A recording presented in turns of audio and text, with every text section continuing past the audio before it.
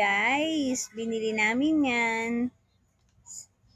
para kay baby. Para pag walang kuryente, okay na okay siya.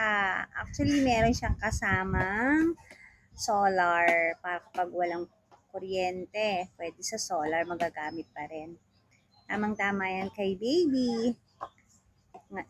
Kapag mainit, pwede pa siyang madalas sa labas kapag may pupuntahan.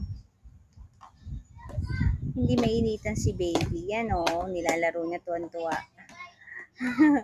Tuwan-tuwa siya sa kanyang bagong fan. Ang ganda-ganda. She's so happy.